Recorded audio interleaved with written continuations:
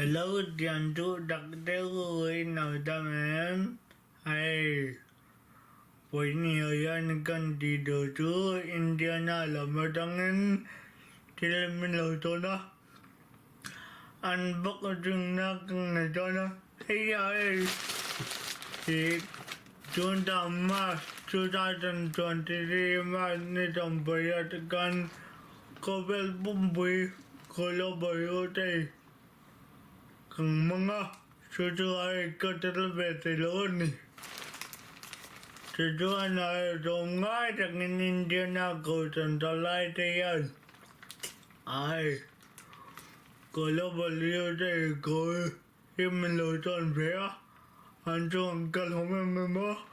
tiyan. Ay.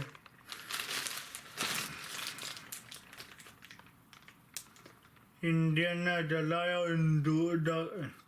do Atangin có môi đâu trên mình lâu tôn thì cả lòng em nên nó nỉ anh nên là bao lòng chụp cái chuyện nhé do na chuan càng lúc ông chân nó ngô anh chẳng có môi anh nghe anh đi đi càng lúc anh làm cho nó gian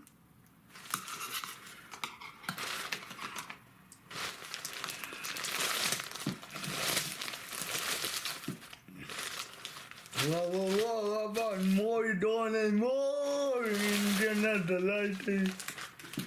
bạn môi chắc em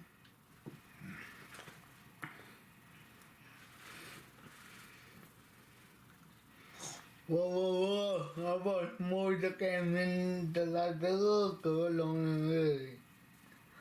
môi không hề Indiana thlat chú nào thế coi căng nước ở trên nó ngô trên này đây này vẫn đang nghe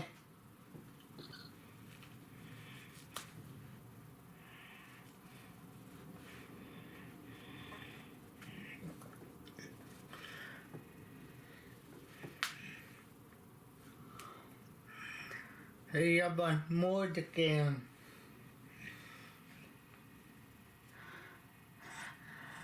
bạn mua cho cái môi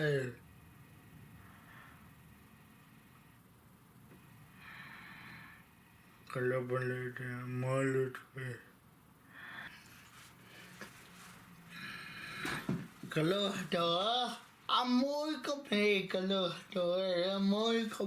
kalau lu tu ke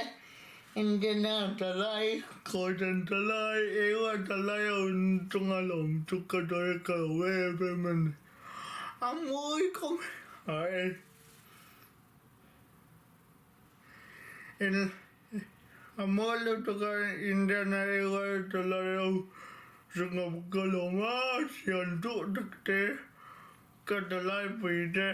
sungguh boy ni ngalom tu ke doi di Lalpan ni ini nama lom labu tu de kedua ni meldom tu tu atau mana tuan kata tu ai tuan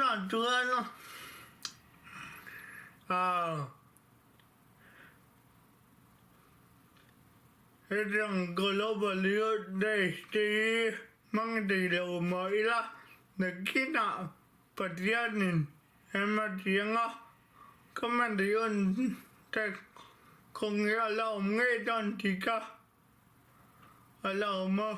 Lal Isuaah nena na dia tha yang kim eng ma la mai kang ya kini do patian ni kang dana berbeda kedua kalau memang atau nan katanya li lo ini lo seranga sebagai boka apa yang mau memang tujuan hai lain sebagai boka komen boka dia pabaule kalau me